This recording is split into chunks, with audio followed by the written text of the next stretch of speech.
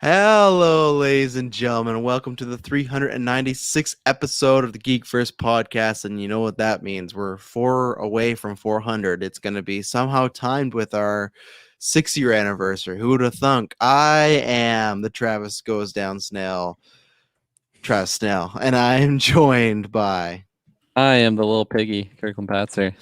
the little pig. Oh, look at that, right on Big the spot. switch, You know? yeah. Yeah. Thank Is you it- to my little intern over there behind the scenes. No, I'm kidding. One day. One day, if we need interns, my God.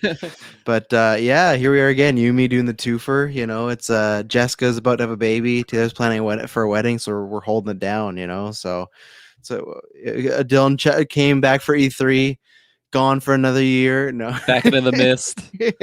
yeah, going to walk the earth and everything like that. How you doing today, sir? When we're recording this is Thursday, so Friday. Everyone's gonna be hearing this on a Friday majority, but the weekend's coming up. That's nice. You got any plans? I don't really have plans, actually. I got a fun little podcast thing I'm doing on Saturday. Not sure if you know about that one. I'm not gonna lie, I have forgot.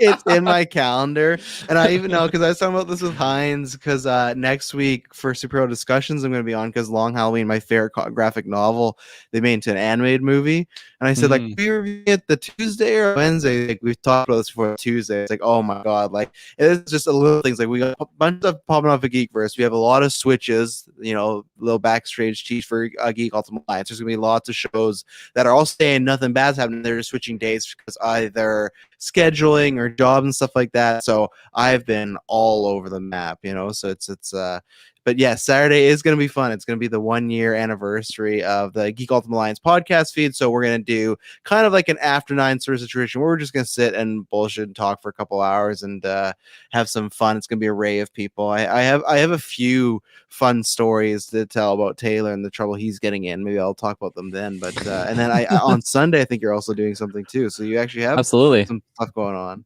Yeah, so I'm finally returning for the GeekVerse stream on Twitch, and I'm joined. I think I'm joined by Dylan as well. I know Taylor's for sure.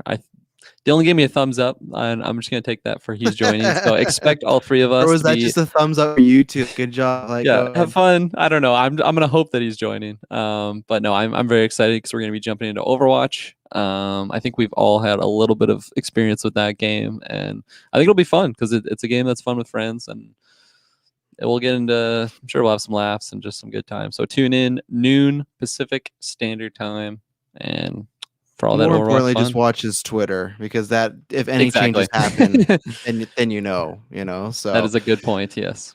Yeah, so you can check. Jesus Christ, my phone is just like popping off. It's just like it's at that point you're talking about assistance. It's just like, and it's all podcast related stuff. But that's a good problem to have because you know what that means. People are listening. I got to give a big thank you because what was it on Wednesday? Yesterday was our biggest day ever in GeekVerse history. That broke the Loki Falcon Winter Soldier debut when we kind of reviewed those back to back and stuff like that. So yeah, that was great. We're already in like a day or two, we're gonna have our biggest month, and you guys are, like I said, you guys have just been fucking nuts. Whether you just keep listening all the stuff we keep doing, or you're sharing it, just a big thank you because 4 months in a row now we've broken that record.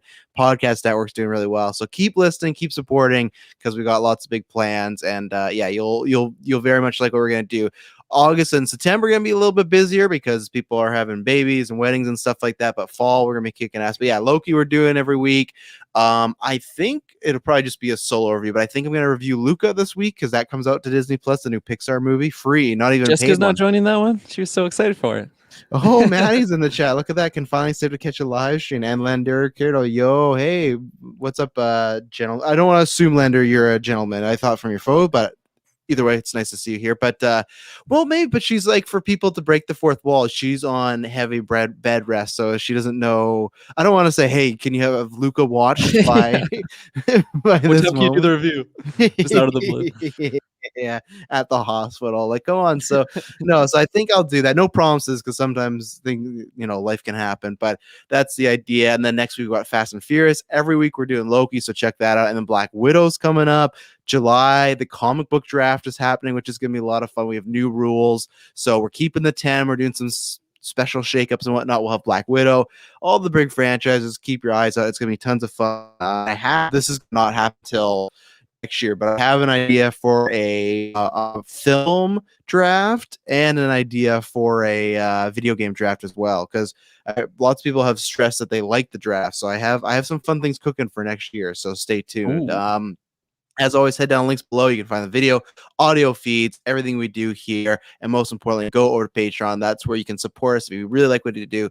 Get ad-free, early exclusive episodes. Got the entire Potter retro up there. You got the Hobbit retro up there. We will do Lord of the Rings one day. We have one episode of the Bond retrospective, Casino Royale. We'll have to finish that in the fall. But yeah, so tons of exclusive stuff there, tons of early stuff there, and it's all ad-free. And it just helps grow the network, helps, as you've seen, we do more content, and that's exactly what helps towards. So I think that's everything. I think this is gonna be a fun one because we have it's one of those they're light topics, but I'm excited to tackle them. But I wanted to tackle two things, and I had it. The main headline is talking about the Sony Morbius thing, but we're gonna start with the Batman thing first. But please, before I'm so misinformed. Yeah, because you were not in town when this is all going. But before that, I have to talk about Taylor Field, who's not here, because obviously, if you're ever wondering why he's not here, it's literally just wedding stuff. He has to go and dance stuff, like everything like that. So he's doing all this stuff, and he's doing the thumbnail now. There's two things. One, he posted this week. I'm not going to give him crap, but he posted like he's a nice new decal on his Jeep, so that's really cool. Good for him. I just laugh, and I think this is like a Taylor Field classic thing. Is like I just feel like he loves like whatever the newest edition is of a franchise. He'll love that. Like, remember how much he would trash talk Han Solo, but now he's always talking about like make Solo 2 happen. He's like this Solo fan. It's like, get out of here. Like, same thing. Like, to each their own, but the fact that he got Jurassic World instead of Jurassic Park, when I saw that, my heart just sunk. I was like, and I know he likes the movie. I'm not saying not to like the movie, but the fact he likes it more than Jurassic Park to put on the Jeep, I was like, oh, that hurt. I thought similarly. I wasn't as extreme on it. To this day, I feel like I still don't know what he feels about Fallen Kingdom, because I was so pissed off when I had to watch that movie to review it, and then he just wouldn't even show up to the review, so he just canceled that.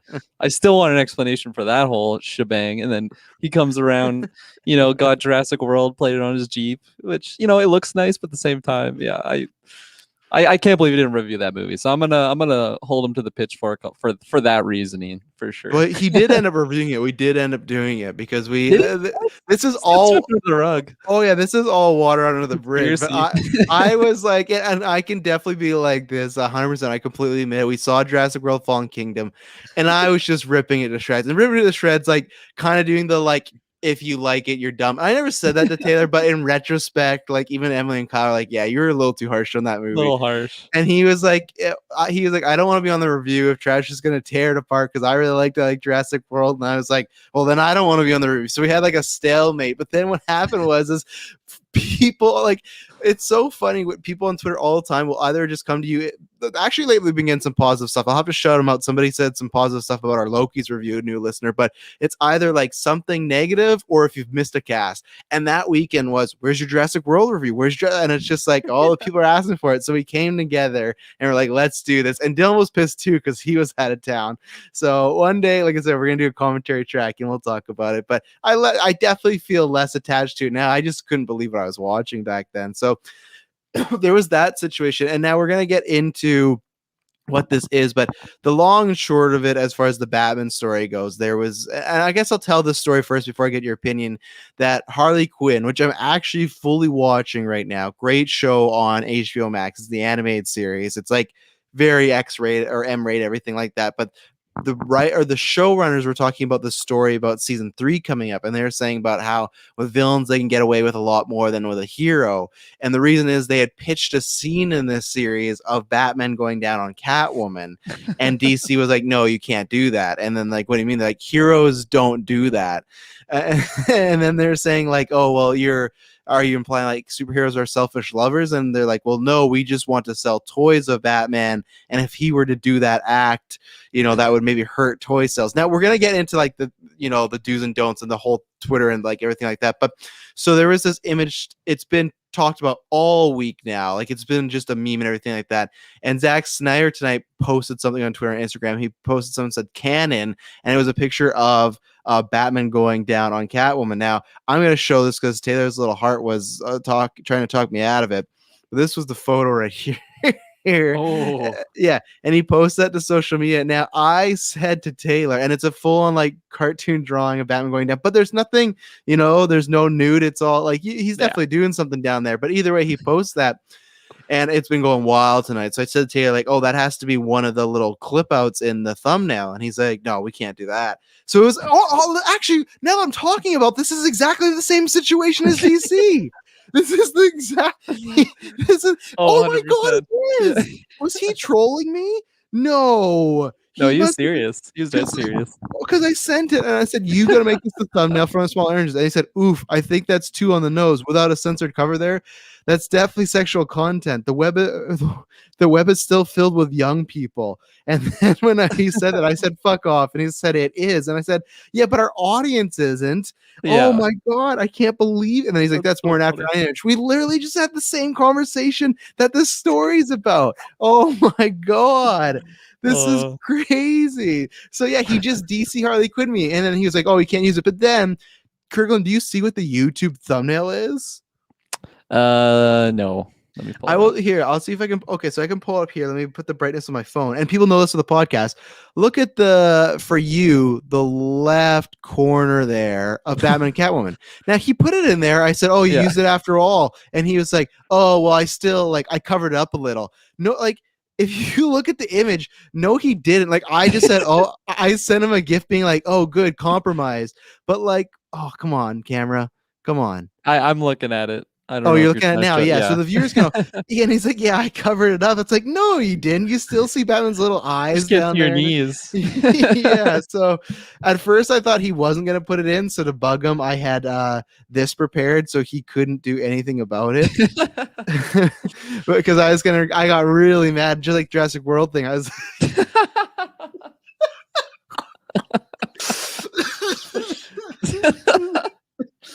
Oh, you gotta watch the video side. Oh man, I don't even smoke. I wonder if I got COVID at some point, because I feel like now when I laugh, I cough a lot. I wonder if my lung system's fucked. But yeah, I had that prepared. I'm like, no, screw him, kid audience. But so what do you think about that story? Also, you've probably never watched Harley Quinn, but that's been the whole debate as far as would this actually hurt toy sales? Would this actually hurt them? Is this a stupid thing? Is it like if it was reverse of Catwoman giving Batman fellatio, would would they still say, "Oh, you can't do that"? Which I don't think so. So what? And like I said, the whole internet had lots of fun. And then we're gonna talk about some other things people brought up as far as which Batmans were horny enough and stuff like that. But what do you think about that as far as DC being like, you can't? And this show is full on already mature. This is a show where Harley Quinn and Ivy just slept together. I'm watching right now. F-bombs are dropped. There's semi nudity, but it's very mature show. That's that right there is why it shouldn't be a problem, because the show is set for mature audiences. It's not and like he's already in it. Yeah, it's not like you're having Lego Batman go down on Catwoman, that obviously draw the line there. And pulling up the argument of oh, it's gonna hurt toy sales. No, it fucking won't. Everyone knows who Batman is, and everybody knows I feel like even if you go online right now, you'll probably find some just fan art or whatever of this image that we're looking at right now, just 100%. Way more explicit.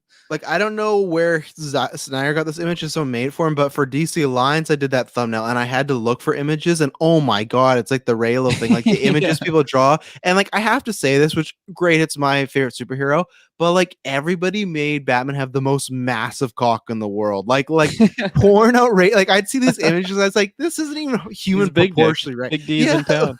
Well, I would just look this, I'm like, I don't know, this guy, he'd be getting a lot of work in porn. But yeah, it was crazy. But yeah, there's tons of that image out there. All you gotta search is Batman, Catwoman, nude porn, and it's all there, Yeah, so if you're just taking a step back and just someone says that to you, hey, is Batman going down on Catwoman I don't know, a good idea for trying to sell, I don't know, media stuff, which is a very just blanket statement, but trying to look at it from an executive point of view, I feel on paper, okay, maybe that's red flag there. But then when you get into the details of what the show is, it's not we're making it's not Batman's gonna be wearing nipple tassels and fucking I don't know, fishnet stockings or something. Like they're not changing the character. It's kind of like Killing Joke, for example. Not the greatest movie. I can't quite remember what you feel about it, but No, I not at remember not all. really. No, So there's a scene in terrible. there where like Yes. Batman, yeah, exactly. So like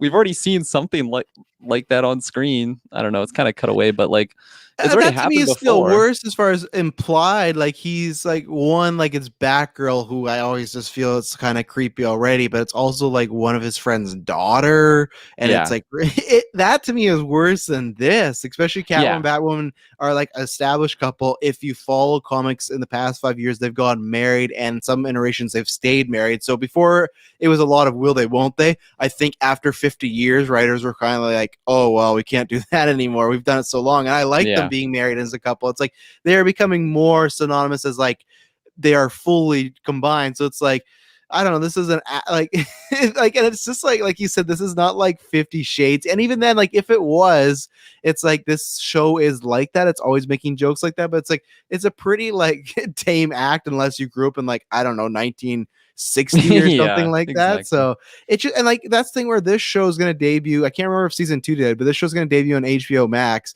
You have parent settings, like, and I also just feel like it's not being watched by many people. It's not. I would Hmm. understand if this was in the Batman with Robert Pattinson, that was a scene in there, and they said Yeah, you can keep all this stuff, but we want you to cut that. We really, and that I could understand. Like, even though totally. I don't think you would need to cut it, but if it was like if they were trying for PG-13 and said, hey, that's what we want, I completely understand. If it was rated R, like this, like if they came out months ago and said the Batman will be rated R, and then they said, oh, we got to cut the sex scene, then I go, that doesn't make sense to me because you said go ahead and be mature. Like if you don't want Batman to be put in this position or him to do this position, don't allow him to be in the show at all. But like episode 1, he's in the show. I just started watching it now, and he's been in about I'm at 6 episodes in. I think he's been in about half of them. Even if it's like a quick cameo, he's in them a lot. So it's like if you want this to be a mature Harley Quinn show, but you don't want Batman to be affected, they should have never allowed him in this show because other characters Yeah, are doing this, and just because Batman does, and that's what I mean. I do agree with people. I think it is just because like it's a stigma now,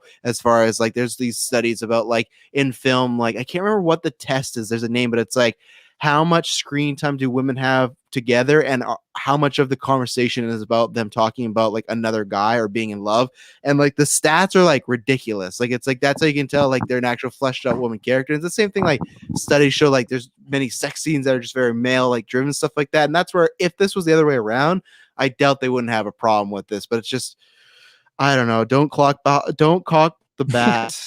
Well, technically, Catwoman's getting cock blocked, or she's getting twat swatted, as Dane Cook used to say back in the day. But like, and that's the thing. So it's just so funny. Out of all out of the things to worry about, I guarantee you they'll make a joke out of it, and I guarantee you. I wonder if the show gets a season 4, if it'll be there, because they might yeah. say, there's been enough, not backlash. They don't really care, but it just becomes such a meme, and there's been so many memes about it, and stuff like that. I wanted to find the image because this created this whole like maybe I'll have to send it to myself here, but stall for me, Kirkland. What else do you have to say? Conversation Well, this image. I was just gonna like you brought up like a generational thing. Like I am. Do you know how old this like exec is or something? Like is he just like a They boomer and like to they them it's never just like, oh, you can't put that on media, like I that'll never guarantee work. it was. Yeah, They never said specifically like who it was. They just said yeah. DC like as an entity.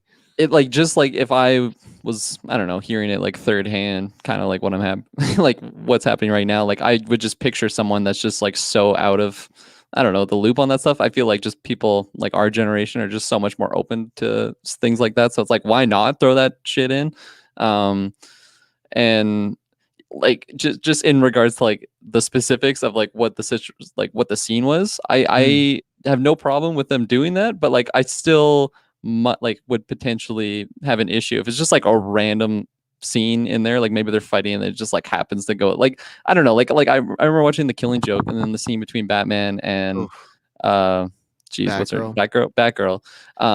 Like it just seems so random and like what, like why is this happening right now? So like specifically for the details of it, I haven't seen Harley Quinn, so I don't know what like the show is like. I don't know if they would fit just very naturally if they were in a combative scene or something like that. It just progresses that way.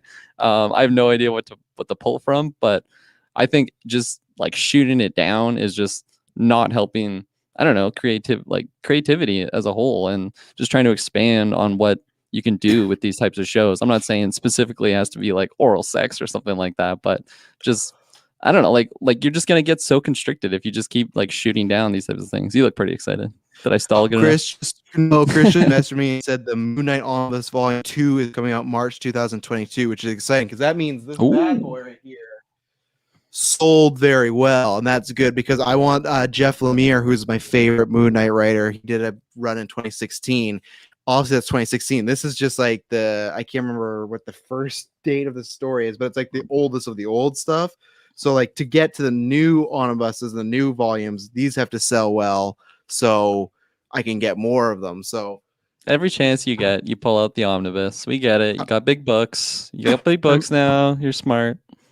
Pretty excited about it. Their dev's missing out. So speaking of Chris Bell, go check out Marvel Alliance. I used to host that with them, and I'll be back there not next week, but the week after. I think he's going on vacation. So yeah, I have the image now. So this was something where, and then people started to debate about, so which Batman would do this, like who's sort of, and then so this was a tweet that was going around quite a bit. I'm uploading it right now, and I will read it for everybody that is on just the audio feeds. But it's a picture of all the live action Batmans, and shout out to that Twitter user there. Here's what I have to add to Batman's discourse, and this is what everywhere. So it's a picture of Adam West, and he said absolutely not, and then Michael Keaton says no. Val Kilmer, yes. George Clooney says he does, but he doesn't. Christian Bale doesn't, but expects it for himself. Batflick, like it's his job.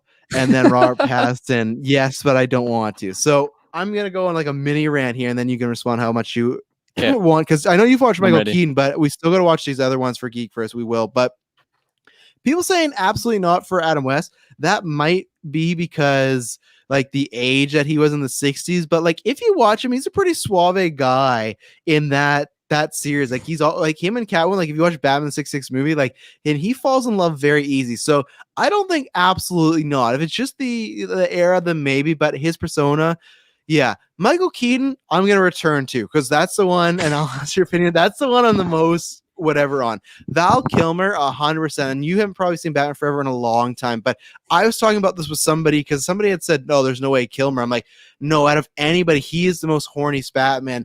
And like, I'm excited to watch this movie with you and do a commentary track. Nicole Kidman defined what thirsty was before thirsty was like a meme, because this is like 1997 or something, and like the like her character just wants to fuck Batman. Like that's all it is. She literally, there's a scene, I doubt you remember this. She goes to the Gotham PD. She turns on the bat signal. Oh, I remember this. Yeah, he shows up and she's just in her lingerie. She just turned on the bat signal to fuck, and he's always like talking about stuff. And there's a moment when he's Bruce Wayne, he's talking to Chase Meridian, and he's like, "I gotta get you out of those clothes." And she's like, "Excuse me." And where, because I'm taking the circle. Like, he is James Bond in that movie 100%. Like, Val Kilmer is the most horniest Batman out of them all. So he definitely, yes. George Clooney, I don't think so. That even like that meme did, I think, have it right of like says he doesn't like, but doesn't. I think so. His Batman, just, I don't know. There's something about it. Just he seems a little lazy. So Bale's, that's difficult because they said that one said, doesn't do it, but expects it for himself. I think, I don't know, because here's my plot of like, he like went off to the League of Assassins, stuff like that. Like there's been people have theories like he was like a long time virgin before Batman Begins. My only thing is, I think enough people talked about him being good in bed, because in Dark Knight Rises, it doesn't make any sense. I don't know if you remember this. You probably do. But the big twist is Marion Cotillard's character's Talia al Ghul, right? She's a good guy, but she's Roz's daughter. So there's this part in the middle of the movie where she gets control of Bruce's company, she gets his money, everything like that, because he trusts her at this point, right? But then after, like a few, like 20 minutes later, they sleep together. Now, in any other movie, you would make it that, oh, she slept with him to get closer. But she already had everything that she needed. Yeah. So why would she sleep with this man? This man she wants to kill. This man she hates for killing her father, not saving him, just to be clear. but she sleeps with him. I think that means there was some talk around the town that his, it might have just been a few times, but that Bruce Wayne, maybe when he put out, did very, very well. It's debatable, but sure. The Affleck one, I'm gonna say this person that made the meme is definitely just a fan of Batflick because of that just seemed like such a Snyder dude bro thing, like the whole like eats it like it's his job or whatever. Here's my thing. Because when people bring up in BVS, he touches Gal Gadot's back, and there's that girl in the bed with him. I think that if it was Wonder Woman, because they had that tension, if they get on, 100% it's his job. But I think the random girls he picks up, not at all. I think he doesn't care. He's completely selfish. Like in that movie, he's already selfish. He's murking fucking criminals left, right, and center. So I think that if the women he cares about, really likes, he's doing that. The woman he doesn't, I don't know. Pattinson, we can't judge. We don't know at all. Like people said, like, he does it, but he doesn't like it. That's probably just based off the whole like because he looks emo and everything like that. But I think so. but like I didn't. I need to see the movie to judge that. I did put out a poll, to see what it is, but I'm not sure if you had any takes on any of those. I mean, you put a lot more thought into this. 100%. Going into this, I had no idea anything about this, so I haven't had much time to think about it. But I think overall, your breakdown of it's pretty accurate. I laughed pretty hard when I saw the Robert Pattinson one, just like going off that image that they used to. He just looks like so, I don't know, like little compared to the other ones. Like he's got some facial hair or whatever, but like he just looks so fitting for what the caption was. And I 100% agree with you with the Val Kilmer one. I remember even like as a young lad just watching that movie and just being like, this seems like just very like sexualized or whatever. And here's the one I have to ask you, because this is one I was undecided on. Obviously, we're gonna watch Returns, probably for Christmas. It's gonna be our Christmas movie, and before Batman, because much like Spider-Man, we're gonna watch the bunch of the Batmans again, commentary track for Patreon. But we did not too long ago watch Batman '89. I don't know where I am, Keaton. I really don't, because I could make the case he's a weird guy, but he's also the guy that like falls in love with Vicky Vale in 2 days and made it like he'd do anything. So Keaton, like I could be swayed either way. I don't know, because Keaton's Batman's just a weird dude. He's a weird guy. Yeah. No, exactly. Who knows? Maybe he'd be doing some like weird 69 thing with that hanger that he was doing by his ankles. I forget what the machine would be called. But it'd be fitting for an act like that. I have to, because now Chris he's like, I told him about the Moon Knight thing. He's like, well, don't say anything, because that's stuff I know early. So I'm just telling him I'll edit it out. So if anyone's watching live, you got some there we go. So what was the other thing that I was pulling up the poll, because I put out a poll to see what the people want. I didn't include Adam West. John Hazelton was like, where's Adam West? You can only do 4 people on Twitter, so I went with like the more popular ones, and so that was a tough thing. But you know what, I could have done a second one. I didn't. So I feel like for the whole Clooney thing, I feel like because he's just such a handsome man, I just picture him like just being like just a master of the art of love or something like that. So it was, but sometimes this is like an After 9 situation. Sometimes that's the worst, because those are the guys that just be like, just do it for me. Selfish. I will. Oh yeah, some of the most like the girls that I had been with that are very, very upkept, very concerned about their looks 100% 24/7 have been some of the most boring experiences of my life, because they just think the look is what brings you to the dance. But it's like, yeah, that brings you to the dance, but you still gotta have some moves, you know. So exactly. These are the 4 I picked, because I didn't pick Adam West. I'm sorry, I didn't pick Clooney because it's just Batman Robin, and I didn't pick Pattinson because I didn't think it was fair. So I did with Michael Keaton, Val Kilmer, Christian Bale, and Ben Affleck. Who do you think ranked last in those out of the votes? Sorry, ring them off one more time for me. Kilmer's, Keaton's, Bale's, and Affleck's. Those were the 4. Who do you think got last? You glitched out as soon as you said that. One more time, please. Did I get? Oh my god! You've been getting a little choppy here and there, but it hasn't been consistent enough for me to like make a big deal about it. I'm like, we got our own separate tracks. But anyways, yeah, I don't know. It's probably me looking all these. I got 2 phones going on. Stuff. Yeah. Keaton, Kilmer, Affleck, or Bale? See, like my mind would go Affleck, but like we saw from that meme, it just feel like there's so many like Batfleck fanboys out on the Twitterverse, and I feel like a lot of them probably follow you. So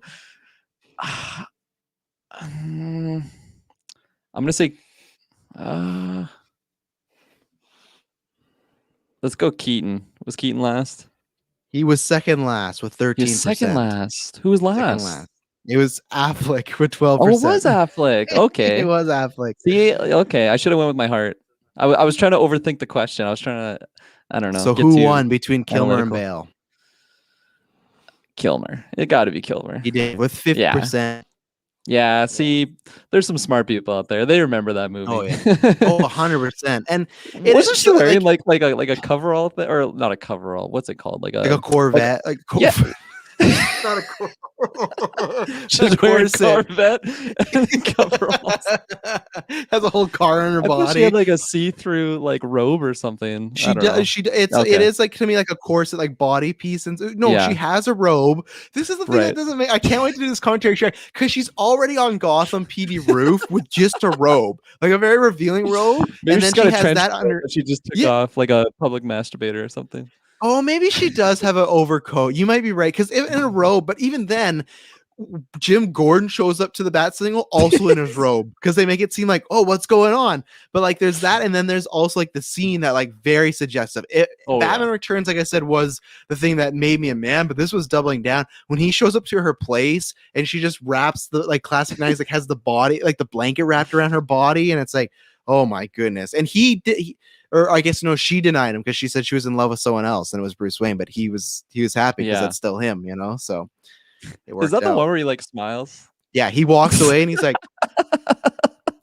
so that's my dad right there. I'm so excited to watch the commentary track that one. Oh yeah, that's gonna be a good one here. Yeah. Val Kilmer is top of the list most likely. Maddie, you got that right. That nighttime, the sexual tension was legit in that movie. 100%. That's when they were doing Bond movies. That's when they're like, we're gonna make Batman Bond, and I think there's a way to do that as far as the serialization of it, but not actually making him Bond, which that's what it was. It was like new actor every time. We keep the Q's, the M's, and stuff like that. Yeah. But we're gonna take our first ad break, and then I have a question about this, and then we'll move on to some stories. So we're gonna take our first ad break, and then we'll be right back.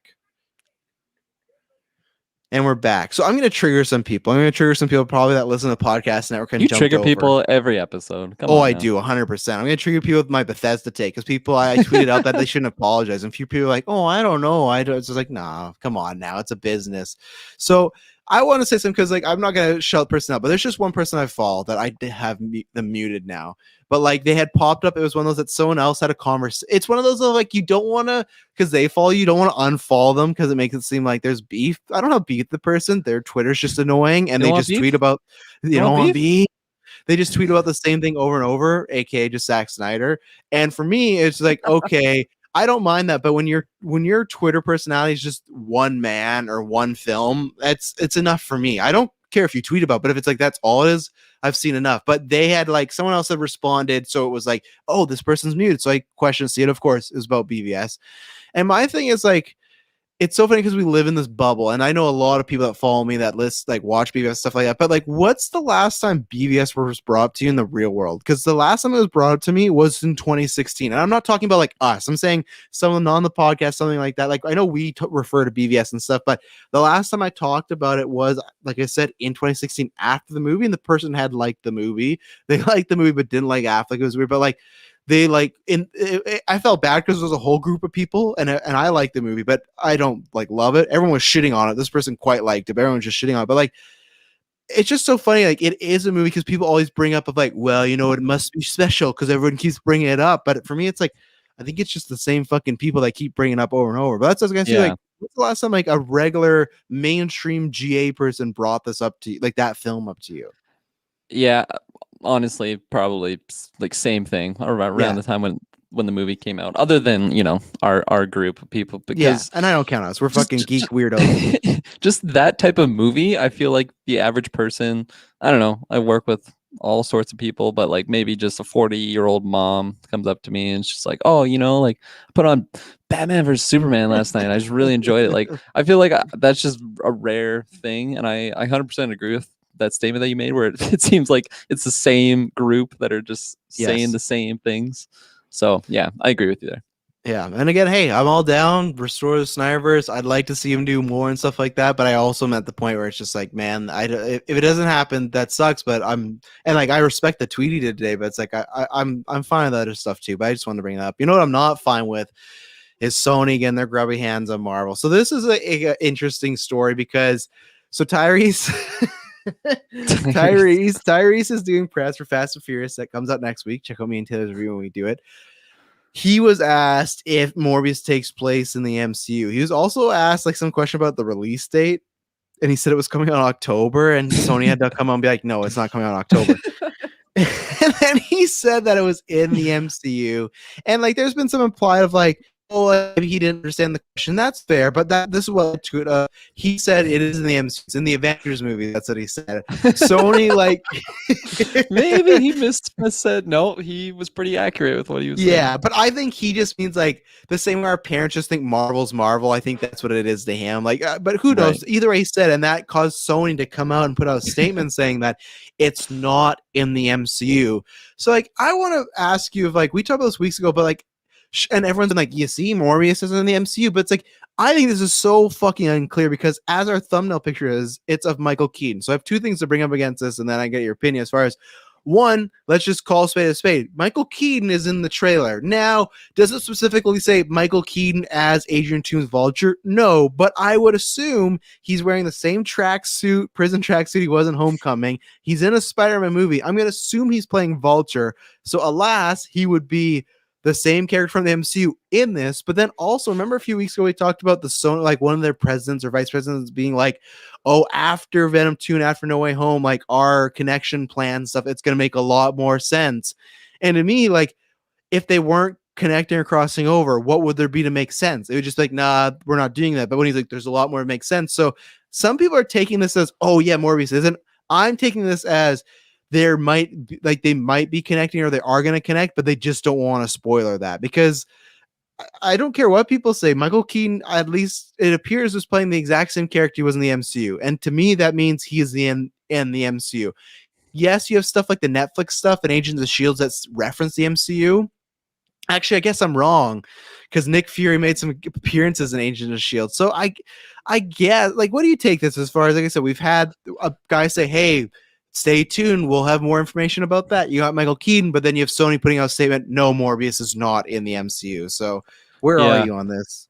I feel like the whole thing that happened with Quicksilver, Evan Peters, and the whole WandaVision thing and how they just turned him into Ralph Boner and there was no actual like continuation from that specific character. I feel like my tune has changed a bit on just the possibility of I feel like before that happened, I never would have been like, there's no way that they would just bring Michael Keaton back and he's the same character, but just not not tie it into the MCU. I feel like that's just completely out of the realm of possibility. Now I think that is possible, but I feel like I'm leaning more strongly on what you laid out, where maybe they're, they could have just been saying nonsense, but if they are staying true to that statement, saying that it will become more clear, and maybe there is some weird connection that they just really don't want to spoil, and they're pulling out all the stops to prevent that. But I don't know. I'm definitely in the gray area right now, and this to me, I don't know. I just don't want to get too excited because that's happened in the past, and I'm being cautious around that.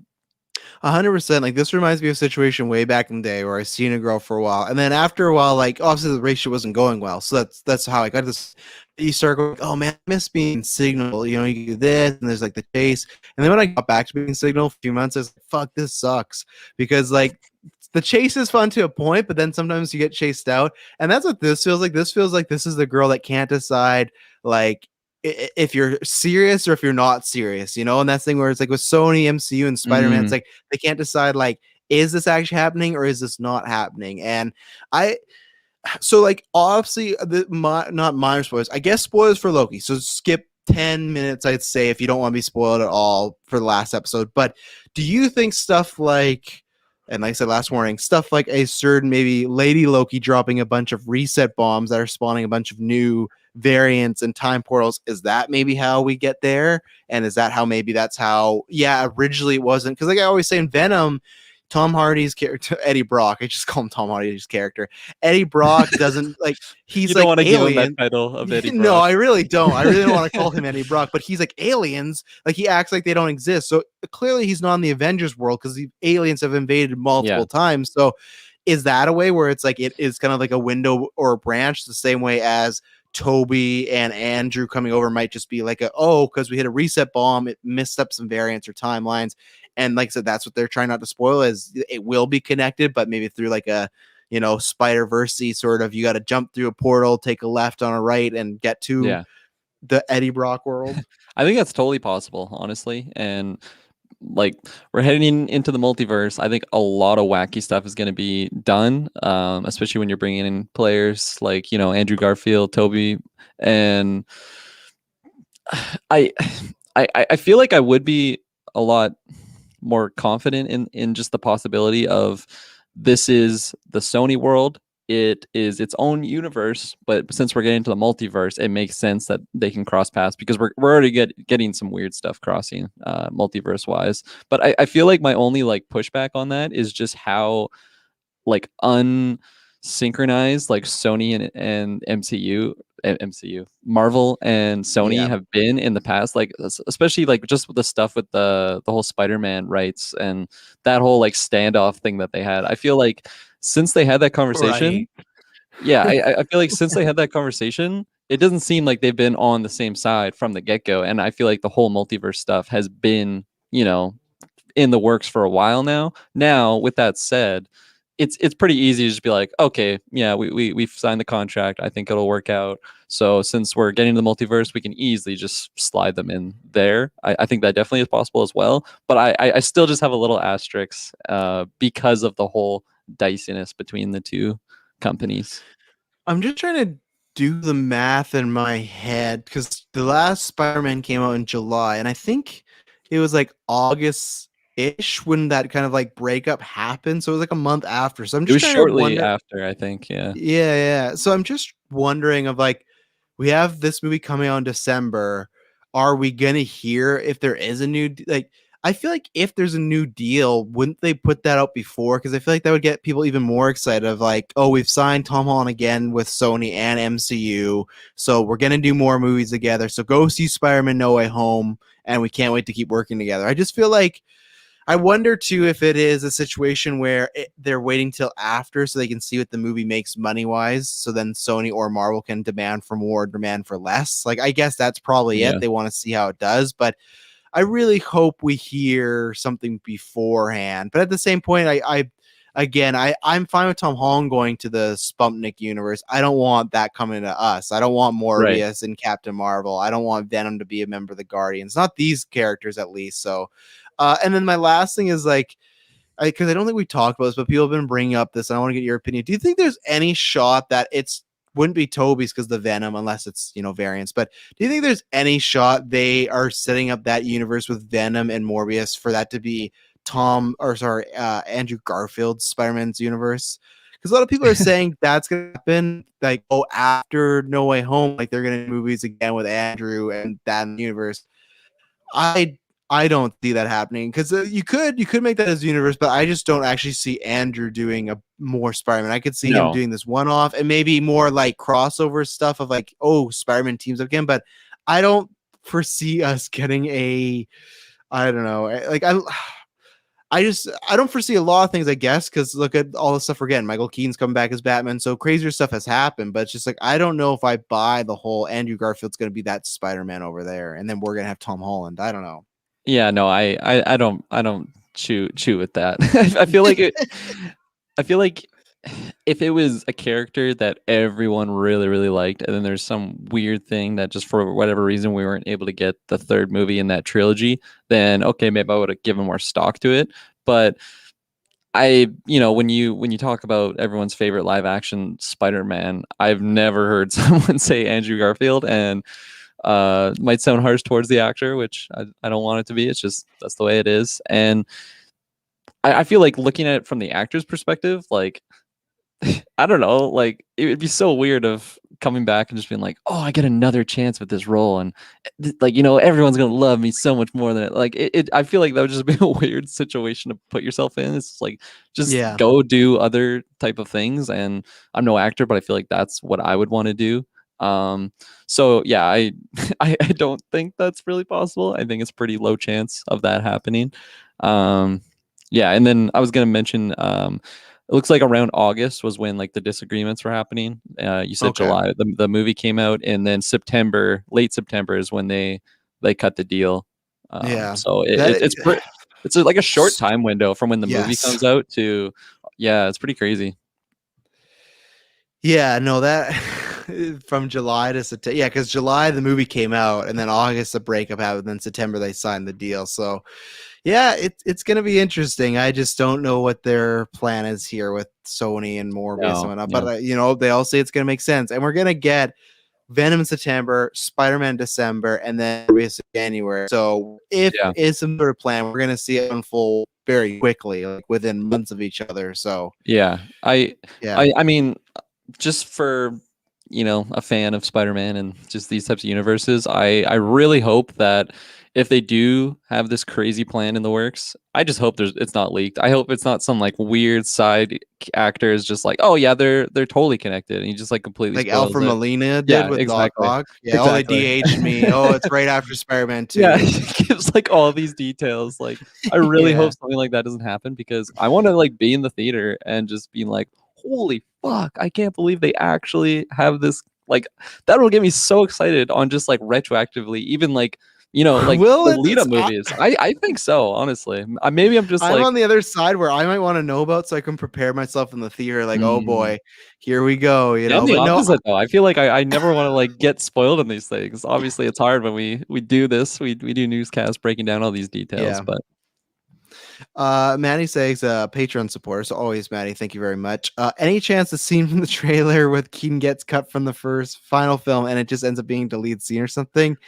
There's a like, there's always a chance, but I'm gonna say no because I feel like that would be because that would have mean that they were like, someone was like, fuck it, we're gonna use this MCU character, and then between that and this movie coming out, Feige and MCU or Marvel Studios had a meeting. It was like, you can't do that. And I just feel like that's very messy, and I feel like I think it makes it in still. I do think it makes it in. If it were not to make it in, that would be very peculiar. That would be yeah, very strange. I'd have a lot yeah. of questions after that movie. No, 100%. Like I just said, I want to come at it as an optimistic, or sorry, an optimist. There you go, third chance. Optimist, there And you go. like, if something like that happened, even if this movie is like pretty good, ooh, that was. I thought you were getting like all serious, getting ready to like yell or something. Yeah. Giving yourself the one. Like I feel Batman like can go down on whoever he likes. I like that. I wish I had that option. Jeez, lost my train of thought there. Okay, yeah. I feel like if something like that happened, where like their first was no, they had the teaser trailer and then the Michael Keaton thing, right? No, they've only had the one trailer, and it was in They've only that. had the That one was trailer. that Oh, was the okay. stinger for the trailer. What's up, Yeah. Doc? So something like this comes out in the very, very first trailer for the movie, and then it's just a Yes. complete like delete scene. I will have no faith for that entire cinematic universe going forward, no matter what happens. You know, if they bring Toby back in their own little universe there, I feel like I'll still just be so suspicious on anything that's coming out, because that's such a grimy move. Be like, we might be able Yeah. to pull this off. Let's put it in the first trailer and just get people hyped. And I know people might be like, "Oh, well, what about they showed Hulk at Infinity War and he was in that?" Yeah, but that's True. meant to. Come on. Yeah, and I feel like that's like to have some fun, like keep you on your toes. This is like literally introducing a character from a whole nother universe, and it's like, oh, you know, like here we go. And then like, and here's another great question by Maddie. Any idea the connection would be? How are Toons and Michael Morris on a first name basis? No fucking idea, man. There's no No like idea. it. That's a Sony like they're not gonna care. Like it's gonna be like Michael Keaton worked on a yard once or worked on his house that he lived at. You know, like it's gonna be very simple. But like, yeah, he looked like he knew, and he's like, "Yeah, what's up, Doc?" Like, I guess he maybe had an appointment or like at some point and met with Michael Morbius. I don't know. It's It's something. But Maddie, well, now you're in the chat. We can throw it to your question here because as we always do on Patreon, we throw out the topics and say, hey, you want to shout anything? And we got two. We got one from him, then one from Clay. But we kind of, what we did, Maddie, is you said in the next 2 months, what's your most anticipated movie? We broadened it to the summer because then Clay, another, not fanboy Clay, our patron Clay, also asked, like, we had talked about the Reminiscence trailer a little bit on our charity stream, but that was madness. So we didn't talk about it fully. So it's like, okay, there's multiple movies to talk about here, but I'm gonna do a rapid fire of movies coming out in, I guess we don't really have much of June left, so I guess that's why Maddie said 2 months. So good on you, Maddie, smart man. But in July, I'm gonna just rapid fire the movies in July, and then we'll do August after. But like in July, we have the Forever Purge, the Tomorrow War, Boss Baby, Black Widow, Escape Room 2, Space Jam, Snake Eyes, Hotel Transylvania, and Jungle Cruise. Is there like, and I get your most anticipated after, but is there anything jumping out from you there? I'll say no Black Widow, but like out of that month, do you have one that's like you need to see? Space Jam, just because I like the first movie is such a special place in my heart, and I might go and do it and come out just hating it. I really hope that's not the case because it just has such a big place in my heart. It honestly is probably gonna go the route of like Incredibles for, I think you and Dylan for sure. He still just shits on the second one. You probably are in the same boat where you just had such high expectations because it's such a special nostalgia movie to you. And that's Space Jam for me. I watched that movie so many times when I was younger. So I'm just really, really excited for it. And I hope I have a good time. So I forgot to, because the ones bold and the theatrical ones, I forgot to shout some streaming ones. Which was that one? Crap, where was it? Oh, Gunpowder Milkshake. We watched that trailer a few weeks ago. Oh yeah, I'm so excited for that one too. Actually, yeah, the cast. Ooh. That's July 14th, so that one's really exciting. It has in the streaming thing, but I think it's doing streaming theatrical. I don't think you've probably seen this trailer, but have you seen a trailer for The Green Knight? No. After this cast watch it, it's A24's like next one. So obviously we kind of love like a lot of the stuff they put out, like Lighthouse and Hereditary. I think they were all the distributors for like Lighthouse, Hereditary. They're always putting out those art house films that we kind of like or enjoy, or at least like have a talking point about. But yeah, it's like it's Dev Patel, and it's like even just pull up the poster and it's like a medieval, like almost horror. Yeah, this looks awesome. Gothic completely, but like, yeah, it's definitely on my radar because I love A24. But honestly, I'm excited for Black Widow because I'm just excited for the MCU to get kicked off. But also the same thing as always, I've never really been that excited for Black Widow. I'm excited for Florence Pugh, but like it's a prequel. She's dead. I don't know how much we can learn. I think the post-credit scene will be fire. I will enjoy it. I don't think Black Widow will be bad. So that's a good thing going in with low expectations, but it's not my most anticipated. My most anticipated, actually, it's a cheat because it's 3 movies, but it's Fear Street. It is that R.L. Stine book where what they're doing is on July 2nd, 9th, and then 16th. There's 3 movies coming out. It's a trilogy. So each 3 weeks in a row, you're getting a like hour and a half rated R based on R.L. Stine's books, Fear Street movie. And it's cool because it's like about one killer, but it's in different decades and stuff like that. So like literally 3 weeks back to back to back, these horror like slashers. And like, if you know from the previous that like podcast and Get Me Murder that we drop, like slashers, something we're interested in, and I really like slashers in general because there's not too many of them. But it's a cheat because all 3, but Fear Street, even just the first one, I'm very excited to see because R.L. Stine, Goosebumps is my jam. So the fact that he's getting them, and like people have brought up too, like they're like Fear Street is like a kid's book. People brought up 2 things. One, I didn't really read Fear Street, but it was more a teen book. But this is one of my dream IPs would be if I had money, I would buy Goosebumps, but I would do rated R ones. The reason is because I think the biggest audience is our age group. Yeah. So I think it being rated R has the exact opposite reverse. We're not hurting it. It helps it because there's people our age nostalgia for these books, and then it's like updated. That's the problem with Goosebumps now. It's like there's a lot of people like my age that want to see something similar to what they had, but it's like it's very kiddie shit. So it's like, oh, this sucks. I would take every Goosebumps book and made it rated R, and you could have such a good time with it. Got Batman going down. Oh yeah, R.L. Stine, get down there. And then in August, you got The Suicide Squad, Don't Breathe, Free Guy, Respect, Finch, Paw Patrol, The Protege. No idea what that is. And going back, we didn't touch upon old. Maddie commented on it. Oh, is that in July too? Yeah, July 20. Oh, what was it? Yeah, 2030. they don't because they have like I guess the biggest I don't ones like like the font highlighted. of this No, I website. agree with you now. And I should have said Tomorrow War as well. I'm excited that's a Yeah. couple weeks from now. I hope that's good. I think it could be crap. I didn't know this. It's the same guy that directed Lego Batman. So that's cool. I didn't know that Oh, at all. So cool. old 100%. I still give Fear Street the edge a little bit because with M. Night Shyamalan, you never know if he's gonna stick the landing or not. That's always the problem with M Night. It's like the movie will be good, but but like the trailer alone, you're on this island and you're getting older like by the hour it seems. That's Yeah. that could be lots of fun. So Yeah. I'm definitely excited for that. I'm very excited for that movie. I got big like Midsommar like type vibes, and Yeah. not everyone on the cast liked that movie, but I really enjoyed it, and it was just so Mhm. weird. And that's what I'm expecting going into this one. So I've seen the trailers that are out, I think, and I don't want to look anymore into the movie. I just want to go into it as blind as possible, and I'm hoping for a good time. If you ever watch Midsommar, you should watch the director's cut. It's a little longer and it's Oh, okay, still pretty good. I'll check It's that out. yeah. And then so yeah, I was saying Paw Patrol, Reminiscence, and then Beatles Get Back and Candyman. Fuck Candyman. That's a movie I forgot Oh about. my So gosh. yeah.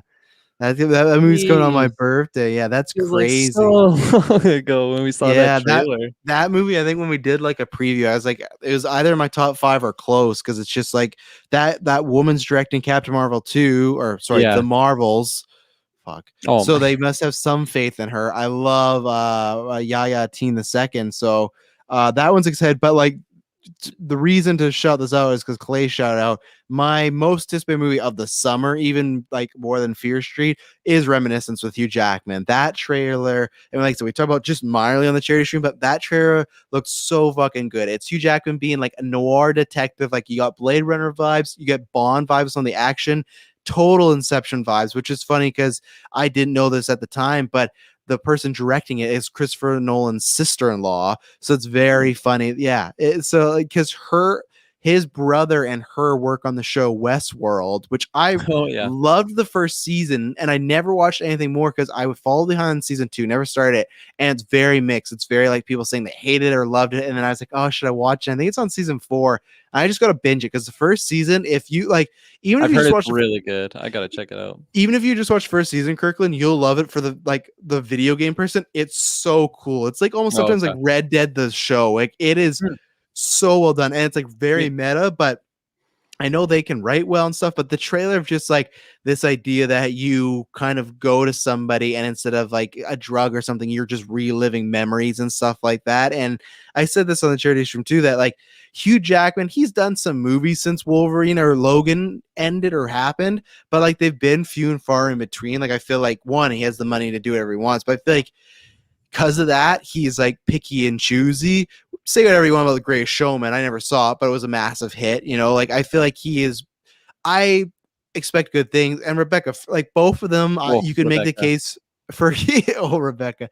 You can make the case for both Hugh Jackman and Rebecca Ferguson that they are one of, if not the best actor and actresses in the world. They're both so phenomenal. So the two of them together, all the vibes of trailer, that is my most anticipated movie of the summer. Now, I think it's the first time she's directing a movie, and this is definitely one of these movies that I could see being crap. Like when we get to it, and like it could just be completely predictable. But I love the trailer, the style. I don't got that vibe. I don't think it's gonna be crap. I think it's gonna be one of those like movies under the radar that people see. And I was like, have you seen Reminiscence? Like just kind of the way John Wick was when I was like, oh, it's just a Keanu movie, and then it caught on of like John Wick, and now we're on to the fourth one.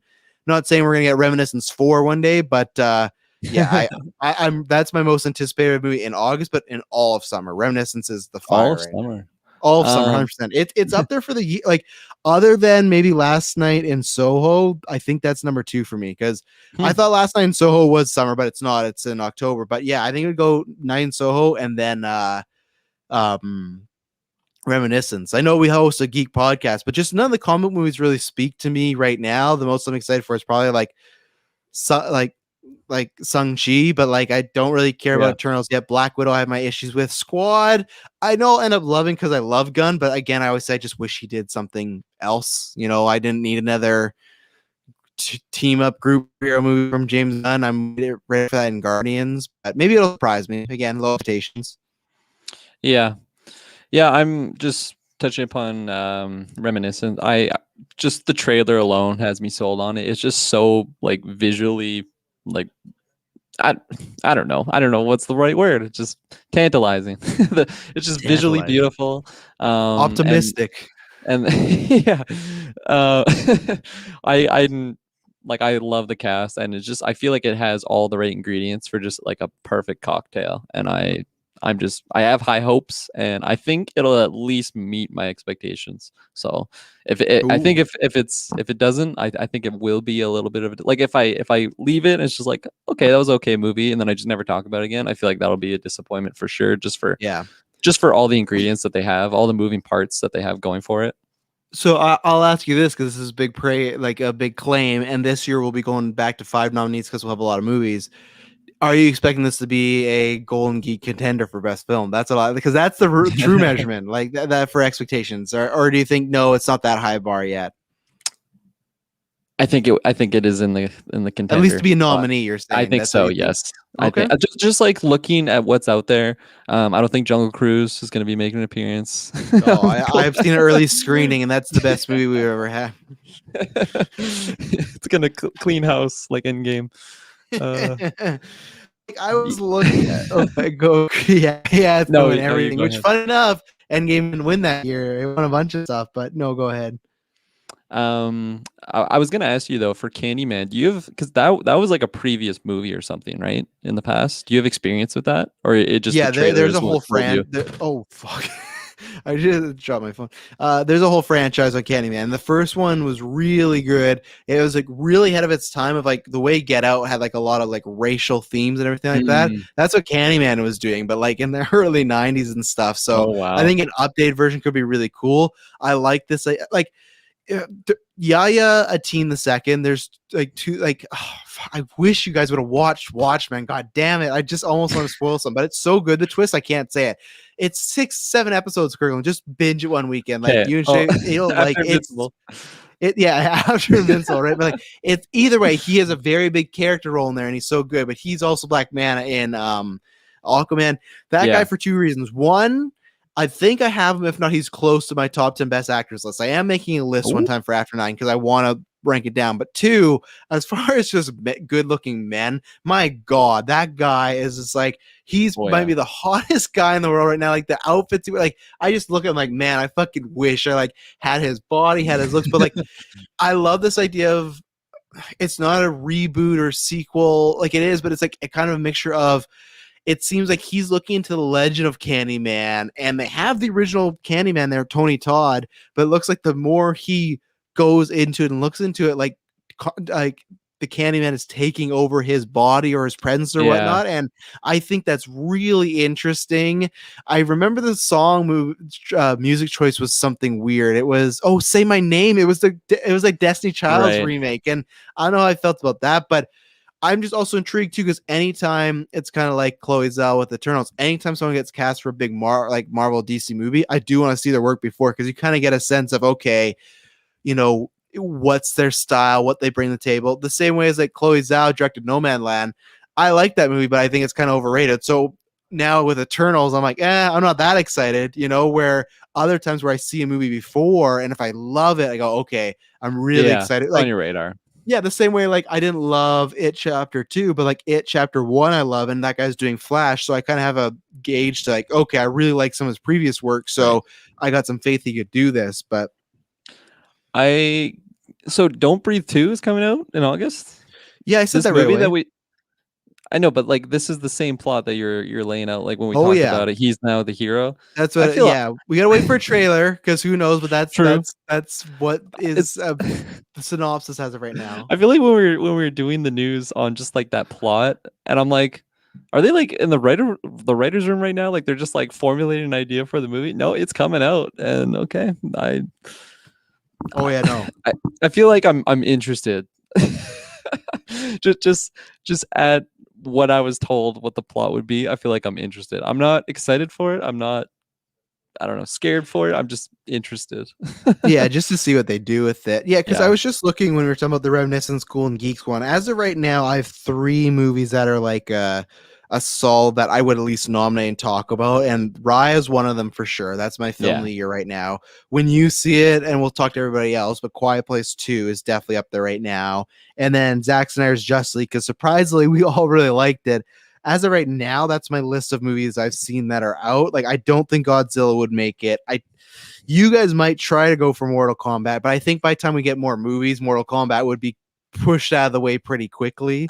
I feel like it could get in one of those like niche categories. 100%. Oh yeah, I might get like a scene or something. Spiral, I didn't like enough to fight for it, so we do 5, and there's lots to go. But like the only one I think for me is like locked in is like Raya. I could see some things being better than Quiet Place or Justice League for me, but I would love to put Justice League in there, because then that will just like our years of hating on BVS, and we don't even, and like not even hate like you, me, Taylor all like the movie, but just because we don't love BVS or stuff like that, or something, or like Man of Steel, it's like I would love to nominate it and put in there.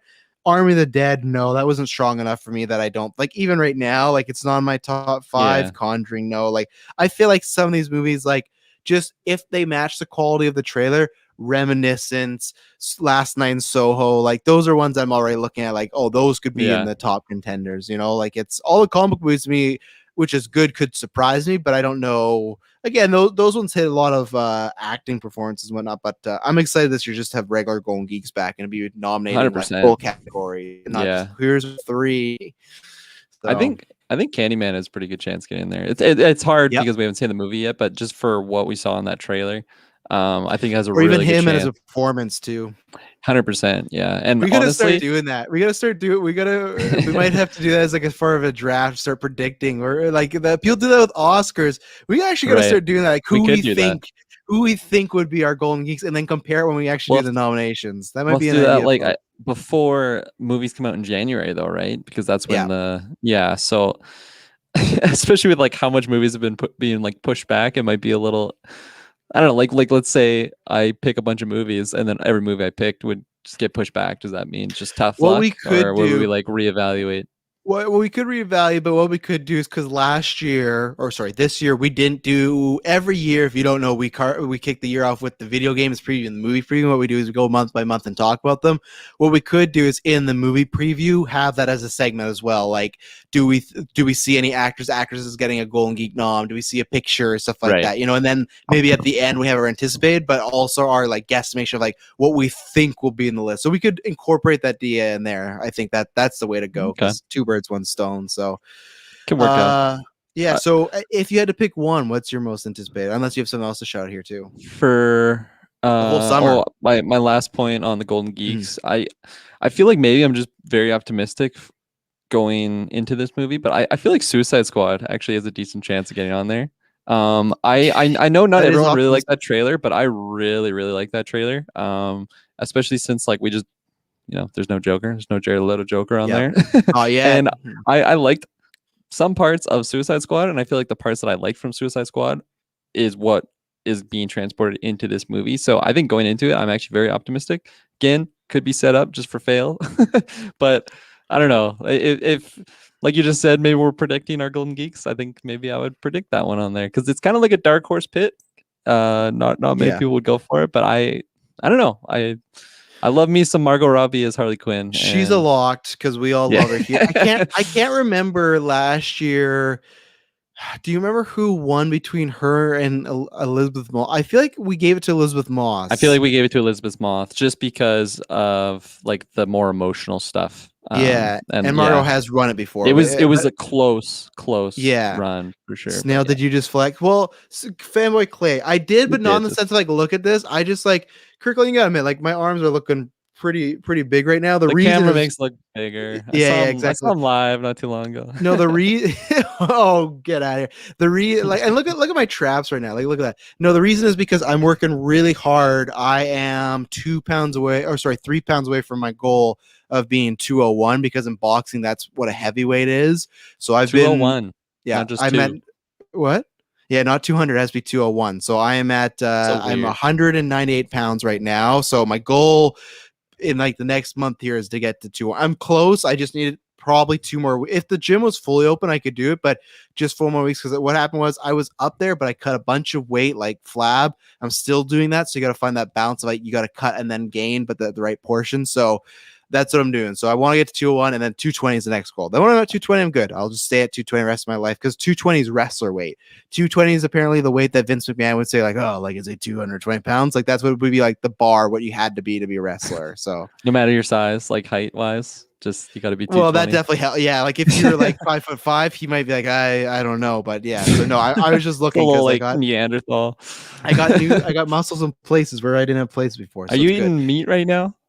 Fish and lots of I probably to get to 220 I might have to do the meat or at least even stay at 201 because problem is I can get to 201 but then even once you start getting in shape and cut weight the more flab you cut then you go down weight too so I'm 220 but not in the wrong places. Yeah. Hey, don't worry, it happens to everybody. Food is a great thing, so that's the best thing about it. I am 5 stones. That's how much I weigh. Oh, there you go. Been the same weight for many moons.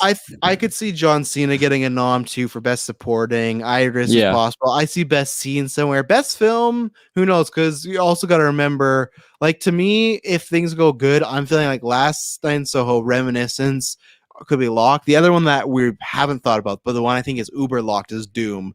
I think Doom is gonna. If you would ask me who I think is gonna win Golden Geek, I think it's gonna be Dune when that comes out. I really do because like that movie, those you haven't even seen. You didn't even see Blade Runner yet, like the 2049, did you? Fuck, it's so good. I haven't seen any Blade Runner.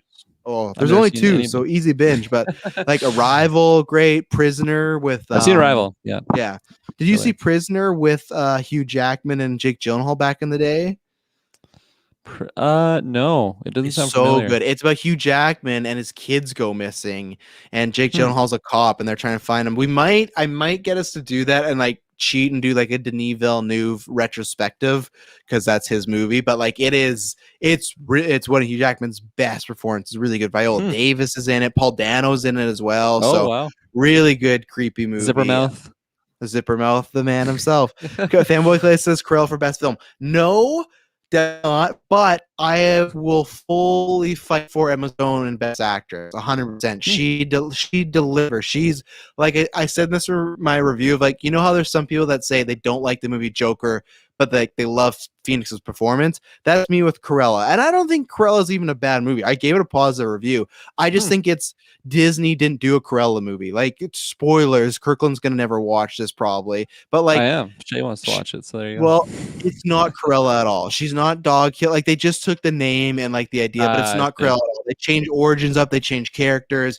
So that's where it's like I wasn't offended by like how do you make this movie about the dog killer good? It's like, well, they didn't make a movie about a dog killer. It's just about fashion. It really is. At one point, they like try to hint that she might do something to a dog. She doesn't at all. Like not at all. Like it's just completely. But she's great. She's outstanding in it. So That's good to hear.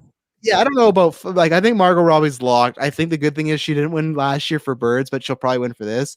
Matty Six says Denis Villeneuve is one of my favorites. Great filmographer, 100%. I think this pains me to say, and I like what we're doing right now, Kurt. We're just having like a nice conversation about just shit. Nice. Everyone in the chat it's cool. So we're just flexing on screen every once in a while. I like it. This pains me to say it. Christopher Nolan is still my all-time favorite director, but if you were to ask me who currently is the best director, I think it's Denis. I think it's Denis. So like I love. What was this most recent for film? Denis? Yeah, was Blade Runner 2049, which if Logan didn't come out that year, was my favorite film. That was really tough. But you're talking child. If Logan didn't come out, she didn't pop out that year. I forget. Anyway, and this is such a good movie too, man. Enemy. I won't spoil it. We got to watch this too. We might have to do retro. It's just Jake Gyllenhaal one day sees a man that looks exactly like himself, and that's all I'll say. And like, ooh, and it's very twisty. It's really good. But like, I gave like Dunkirk and Tenet all like over 9 out of 10. But to me, they're still not as high as like Inception or Dark Knight or even like Prestige, where Denis right now, those films are higher. And Interstellar is different because you love Interstellar. So for you might have that. But for me, all Nolan's films right now are like an 8.5 or 9, where they're brilliantly done. I really enjoy them. I love moments in them, but they are still not like the heights of his previous films. Where right now, I do think Denis is. I think he's the best working director going. I think he's about quality. I think Dune's going to be fantastic. I think Dune's also going to bomb, and not just because of the pandemic. I also thought that before. I just don't know if people care about Dune, and there's a lot of actors in it, but like Blade, it's also too because I just don't know. I think Denis is like the anti-Bizarro Chris Nolan, because his style, if you watch Blade Runner eventually, Kirklin, like his style is very, like, I won't say similar to Nolan, but it just has a very grandiose space, like not space, but just like cinematic view. Denis, I think, is much better at character moments and acting. But the thing is, Blade Runner 2049 bombed massively, like one of the biggest bombs of all time. And his name is not a name, where Nolan, everyone know, not everyone, but lots of people know that name, and they will see a movie because Nolan directed it. I feel like I have a little bit of pushback just on. Oh, we're gonna bring this up, Clay. Oh my God, we're going off some tangents tonight. No, I feel like I have a little bit of pushback on Dune because there's a lot of people, just in like my social circle at work, that like I feel like they're not the most, like, I don't know, geared to maybe sci-fi films or maybe just movies in general. Like they see like 2 or 3 a year, and that's it. Exactly. Yeah. But like I've had so many people for some reason like talk to me about this movie. They're like, oh man, I love the book. I like when that original came out, like that changed the whole game of movies for me. And like they are like so passionate for that. So I feel like there's, again, now I'm thinking about it. There's probably a lot of fans like that for Blade Runner, actually, for the original Blade Runner. So maybe it's a bad comparison since Blade Runner bombed, and they're like, the original Blade Runner was definitely like a game changer for a lot of people that love that movie. And it was, but that was also a cult hit too. That was, it was filmed at like back in that day, it was looked as a disappointment. And then that's the thing where you made a sequel to it, and it was like, well, lots of people didn't love that first one. It was controversial, but like it's tough because I do see other people getting excited for Dune and talking about Dune. I don't know. The thing that helps is they have Zendaya and Timothée Chalamet, which Clay. I do think Zendaya does sell. She is. Who could I compare her to of like our age? Like I mean, like 10 years ago, who was this star? She's my age. Zendaya's my age. Come on. No, but I mean, like 10 years ago, like who was the starlet that was the young star that was in everything? Like at one point, Lindsay Lohan was like what? I feel like MJ, maybe MJ. Yeah, fuck. What's her name? Kristen Stewart? No, Kristen Dunst. No, I don't think. No, no. I feel like she was in all the movies that I watched, and she was like at that age of just like little teenage. I'm thinking more like the Lindsay Lohan, where it's like she had a moment and she was in everything, and she was big, and she was in makeup commercials and these, and like that's Zendaya. She's just in everything. She's winning awards. Where this comes up is back to Space Jam. Funny enough, actually, I'll show Maddie's segment because it has to do with the question. I'll go back to Clay. He says Denis has had such a fantastic stretch of films. I'm a big Nolan guy, but 10 didn't hit for me as strong as I was hoping, and I've heard that a lot. I've heard that a lot from other people. I'm going to see how it ages for me over time. It hit for me, but it still didn't hit like Nolan hit. I'm still waiting for an Inception, Dark Knight, Prestige level where I'm in the theaters being like, fuck, he did it again. Like he made a movie. Like, I think the Dark Knight, Inception, Prestige are masterpieces. I don't want to throw that word around, but I could argue it. I could, have a debate with you where I couldn't really have a debate with you of like why Tenet or Dunkirk's a masterpiece. Like there's some issues in there. But Denis is just unstoppable right now. I'm very excited. I think, unfortunately for Denis, if this movie bombs, one, Dune will go nowhere, and two, like, it's not over for him. But if he has two big blockbuster things kind of not do well, he's not going to get that budget again. I do think, and people are going to hate this, but the reason Nolan got so big is because he made a great film that happened to have Batman in it. And I think he did touch on the mythos, but I think Denis needed that before he did Dune. I think he needed to, even if people think it's selling out, he needed to go do a franchise that was a Marvel DC, and then people like our parents would know his name 100%, where people don't know who the fuck Denis Villeneuve is. They might think that's a photographer or something, But I want to ask you this because Fanboy, or did you have anything to add on that before I have this separate tangent? What about I got one more actress to bring up that maybe you'll pass. Jessica Alba. Jessica Alba. She definitely had a moment. She had like a span of having a moment. Fanboy Clay. Oh, see, Fanboy Clay. He's upping our game. Oh, there you Nicole go. came in. He's up. Reese Witherspoon for sure. Legally Yeah. Blonde Okay. era. She was the it girl. Mandy Moore. Yeah, kind of. She was very short wingspan. And Sandra Bullock. Those were Zendaya's back in the day. Yeah, 100%. Like I said, That's I a would good still one. throw in Yeah. Lindsay Lohan as like a younger version of that. Yeah. I would throw in for music wise, like a Taylor Swift, like that sort of equivalent of young starlet that's everywhere. I right. think. And you know who we're fucking also missing is Margot Robbie after Wolf of Wall Street. Oh yeah, that's a good point. She was the it girl. Like Yeah. she still is the it girl. She's still the it girl. Yeah, she's still the it girl. Zendaya's like, I'm gonna take it from you. But like, we got more conversation. We're gonna take our second ad break, and then we'll be right back. All right, we're back. I gotta write these down because we've had such a sporadic conversation. But so you shut it out. Who did Jessica Alba? Yeah, she had a moment there. Yeah, I think if Fantastic Four would have been bigger, her moment would have continued, but it wasn't. Yeah, I just felt like she's such like a just famous name that she was like the main like female and yeah, but Clay's list was definitely a lot better than mine. Yeah, 100%. Nicole Kidman was a good shot, stuff like that. It's just when people have them, and it's the same thing. Like Olsen doesn't count for this because she's having her moment when people are gonna fucking rail on me, but like a little bit older. But I'm just saying because Zendaya is like very young, but Olsen right now is like she's in commercials. She is like she's in Hot Ones. When people do Hot Ones, that's when you know, okay, they're on the momentum. And I swear, like maybe less than 2 years ago, when Elizabeth Olsen was on talk shows, it would be like the first guest and then her, or it'd be like her and a guest together. She's like on to the I think Jimmy Kimmel coming up where she's the top bill guest. Like she's still having like a moment and stuff like that. So Clay was bringing up, because this was a little thing brought up on Twitter and it kind of got some controversy. So I didn't watch it, and we don't have to. The Space Jam trailer came out, a new one. It's like a fuller trailer. And what they did is they were listing the cast. They go, okay, LeBron James. And then for the animated characters, they list them as like Bugs Bunny, you know, Tweety Bird, stuff like that. When they got to Lola Bunny, it put what are you laughing at? Just anticipation. I mean, I'm giddy. When it got to Lola Bunny, it said Batman will not go down on her, and everyone got really mad. No. I'm boycotting the movie now because of that. Yeah, I've already got problems with them, you know, making Lola sexual, but that's fine. It got to Lola and it said Bugs go down on Lola, and then I'll see this. Yeah, right. Yeah, that's how they make up for it. It's like, yeah, we made her less sexual, but there's a huge fucking sex scene between Bugs and Lola. Bestiality.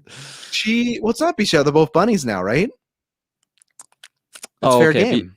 Okay, no, you're right. I feel like I'm like humanizing these animated characters. So yeah, there you go. But there was a trending like tweet that's going on Twitter that, because on the screen it said Zendaya as Lola Bunny, and people were saying, man, this just shows like how much voice actors get disrespected in Hollywood. Like all these other people don't get listed because it's a celebrity. She gets listed as Zendaya as Lola Bunny.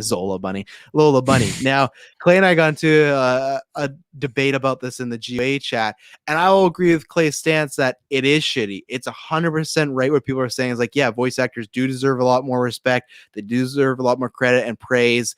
So I'm on there. I just always look at it, and some people don't like when I do, it's just the business side of it. If you were, let's just say Kirklin Patzer voices Bugs Bunny. You can put Kirklin Patzer voices Bugs Bunny. It doesn't sell a single fucking ticket, and neither does the guy who's voicing Bugs Bunny right now. Where there's somebody watching that trailer that if you just have Lola Bunny or you have Lola Bunny played by Zendaya, that trailer would get you more tickets. Zendaya has a moment right now where she's just popular with a bunch of age groups. Like my sister's still young enough that I know, okay, when there's actors or singers popular there, I know they're gonna hit. Like Mackenzie, legitimately, like years before Billie Eilish got big, she invited me and Emily to a concert. She's like, "There's this girl, she's gonna be in Cologne. Like she has some really cool music. Like you should check her out." And this was like 3 years before she got really popular. So my sister has like a good gauge on that. And like Zendaya, she had told me about her when she was in the Disney show of like, oh yeah, she's really good and people really like her. And now she's MJ and all this stuff. It sucks, but like, you got to change the whole culture, but people, general audience, they only care about celebrity. So if it was Brad Pitt as Bugs Bunny, oh yeah, 100% you'd see that name. If it's just a voice actor, not at all. They don't care because they want what they're selling is Bugs Bunny. They want Bugs Bunny the character, unless they have a celebrity that is bigger than Bugs Bunny or Lola Bunny, which it is on the food cart, the meat train, whatever the pie chart. Zendaya is more popular than Lola Bunny. So that's the route where it goes like, yeah, it's not cool. Like, I get it. But at the end of the day, that's not going to change. I don't think the way that we talk about representation, whether it be like race or sexual orientation, stuff like that, I think that's going to change. But as far as like the day you see voice actors getting tons of credit, I think we will be dead before that happens, because it's just, that's not the culture. The 90s happened. The 90s made it very popular for actors, like famous actors, to do voices for animated characters, and that changed everything. And then it was over because people went, oh, people are more inclined to see these movies when they know Chris Rock is the zebra, and Yeah. that's just the way it is. So what's your take on that, as far as like in the trailer and other trailers, but in this one, giving Zendaya the credit, but none of the other voice actors? Yeah, I feel like without just repeating everything you said, I feel like I pretty much agree with you. It is very shitty that voice actors are very underappreciated, which they definitely are. There are some very just extremely talented people. Especially when you like just, there's certain voice actors that can just do like hundreds of different characters, Yeah. and like that's something, an actor, they portray someone different, but like to just do that with like completely different just voices and stuff to like the audio listener, you would have no idea that that person is someone else, and it's like definitely completely underappreciated. But It's a I skill, completely agree with you. 100%.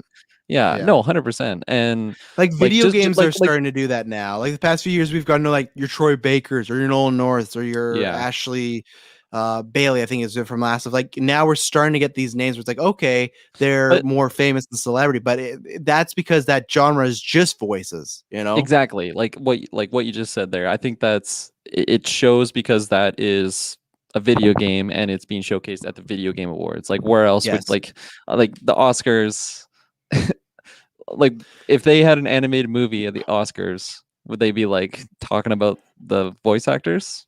They've never nominated anyone for a voice actor. The Yeah, one that exactly. people were really fighting for, and it wasn't even an animated movie, was the movie Her. Again, another one you got to add to your list. Oh, But the was when AI. when ScarJo did the voice for the phone.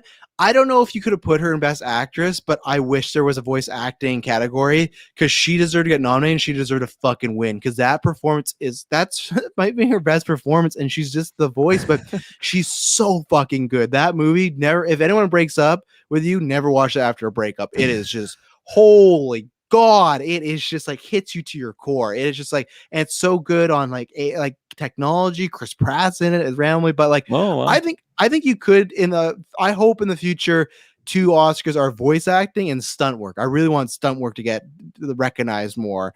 But yeah, and that's the thing where, because I brought this up to Clay too, as far as like, I think we're also part of the problem, because with Invincible, when that came out and they revealed the cast, and it was stacked cast, right? So many people in it.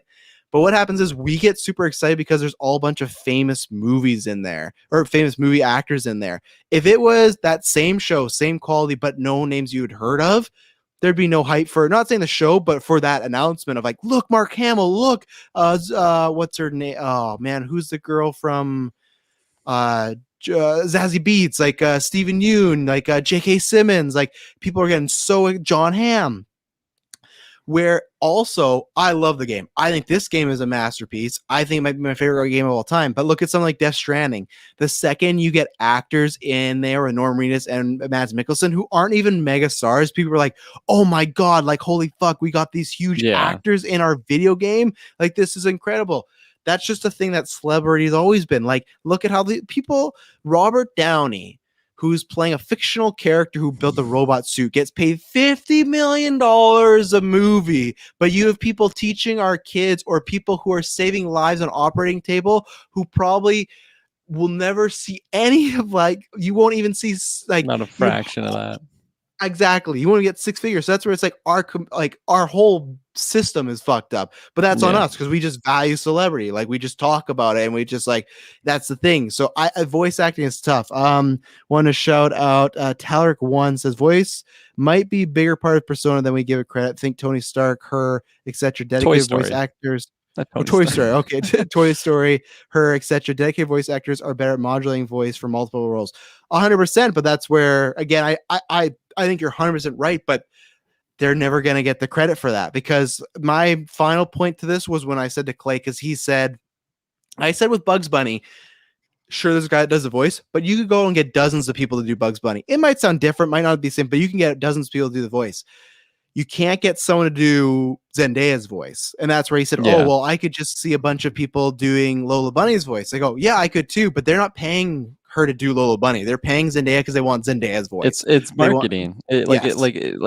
Just take someone. I mean, I could just use Zendaya because she does advertisement for like makeup and stuff. Like, you're not going to get a voice actor doing that stuff. Like, just that name alone has value to it. So, like, yes, they are paying her for her voice, but they're paying her to just be a part of this project, you know? Like, so it does make sense why this is the case, why actors are just a lot more, I don't know, higher tier than voice actors, because like you just said, like, we are we're the root of the problem, pretty much, right? But that, like, Hollywood that's a whole knows other, that. They know that. Exactly. Like, at the end of the day, it's a business. They have to sell the movie. If putting Zendaya's name on it, you have to spend more, but I think you'll be getting a lot more out of that. And like what we were saying beforehand, she is like the it girl right now, so it just makes sense. So yeah. Until Margot Robbie kills her, like, you're not coming for me. No. Yeah. Margot Robbie's gonna win an Oscar. I swear, if Zendaya wins an Oscar before Margot Robbie, it's a crime, because fucking Margot Robbie should have won for I, Tonya, and I'm still pissed about it.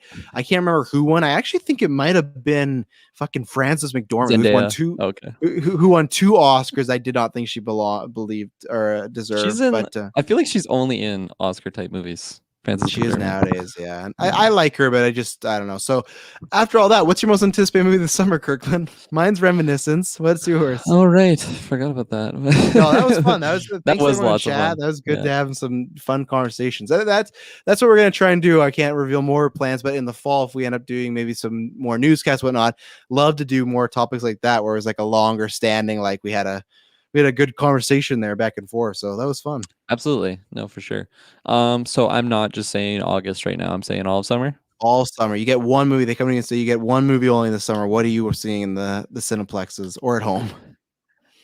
I might live to regret this, because it might just be recency bias here, and you might be shocked by this, but I think I'm actually going to go with Gunpowder Milkshake as my most anticipated movie of the summer. I absolutely love that trailer, and the cast just got me really, really excited. And I again, recency bias, I've seen that trailer a lot more recently than something like Candyman. Reminiscence, I think I've only seen the trailer once on like my phone. With no audio? No audio. I don't want to get spoiled. No, I really like what I saw, and it looks really trippy, but I think Gunpowder Milkshake just looks more fun to me. I could be wrong about that, but as of right now, that's my most anticipated. Oh, I think it's gonna be a good movie, so good pick. I can't remember when it's coming out, but are you anticipated for Pig? This is a movie coming out. I feel like it said summer, but maybe I'm wrong. I felt like it said like July or something, but I can look it up while you talk, or unless you're already looking it up. But this is a movie about Nicolas Cage and Alex Wolff. Looks like, I don't know what it looks like. He's a man living in the woods. Looks like he might have been a chef before this. I think that's what they're insinuating. I ever made. He was making some good looking food, but he was, but like, it was so dramatic what he was talking about. Like, you were just a set chef, dude. He's like, no one remembers you, but you always remember like the life's work you put in. It's like, all right, I don't know if they're gonna take a vibe, like maybe this is someone do like animal cruelty or something like that sort of way. But like, he looked like he's a pretty high-end kitchen, so I don't think he's like killing the chicken or something in the back. But this is a movie where Nicolas Cage has a very strong connection with his pig, and someone steals the pig, and it's about he's gonna go find it. People pretty much said this is John Wick with a pig.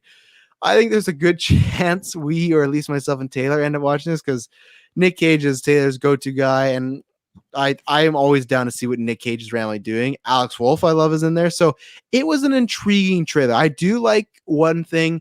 It seemed like Nicolas Cage was a little more subdued than usual, and not in the way of like whatever that carnival movie was, Willy's Wonderland, where sure he didn't talk, but he was still being crazy, making faces. This felt like he was actually trying to really act and give a performance, perhaps. Like even the trailer says like Academy Award winner Nicolas Cage, and it felt like he was Academy Award winner in this trailer. So I'm intrigued. I don't know if it'd be a day one watch. We'll see what life's like. But what do you think about this trailer?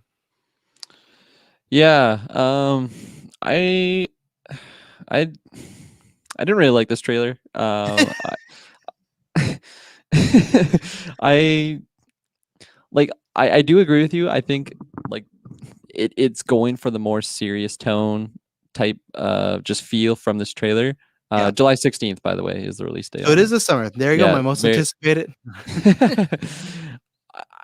I feel like when I was watching this trailer, though, I was being reminded of something like Color Out of Space, which was just a weird movie that I really, really didn't like. And like I'm curious if the reason I'm feeling that is because it did scar me for sure, and I feel like maybe because it's Nick Cage, and I'm just like tying the two together.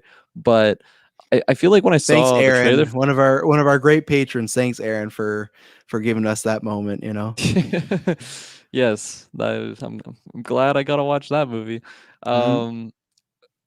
Because when I saw the trailer for Color of Space, I'm like, okay, this looks unique. This looks very interesting. And I just don't know what to expect from this, which is the same feeling I had from this trailer. But I really didn't like Color of Space. So that is just like a huge asterisk. And yeah, like I think like looking visually at this trailer, it does look pretty artsy. Like when he's showing off like the food and stuff, like a lot of the shots that they're doing, I thought it was well done. But I'm just, because I don't know anything about what the story is, sometimes that's a very good thing. But just because I'm coming from Color Out of Space experience, I'm very suspicious about this movie. What about Willie? Did that win you back at all? I feel like that one was trying to be wacky and goofy, and the Color Out of Space, I feel like was trying to be like I don't even know, like a serious sci-fi horror. I don't know what you'd call that. Space horror. Is that what that genre is? I guess, yeah. But there was just like weird things that didn't seem like, hey, we're doing these weird things for comedic effect. It's just to be fucking weird, and this is a part of the movie, and we don't even know what we're doing here. And I feel like I was getting more vibes of that from this trailer compared to what Willy's Wonderland was. And I definitely will see this because I want to be. Wow. that was the other movie I was gonna compare. I was gonna compare it to The Lighthouse, because The Lighthouse was so like just visceral of a trailer, and like you got Willem Dafoe in there, you got Robert Pattinson. It's just like black and white and just so wacky. Yeah, we were getting like great gifts from the trailer alone, and I was just like hyped to see it. Whereas this one, I just not, because I'm just too reminiscing of Color Out of Space. And I will review it though, because I think it'll be a fun discussion nonetheless. And yeah, who knows, maybe it'll be equally like Color Out of Space. I'm gonna come out of it thinking a lot less of Nicolas Cage, which I don't want, because I do like him.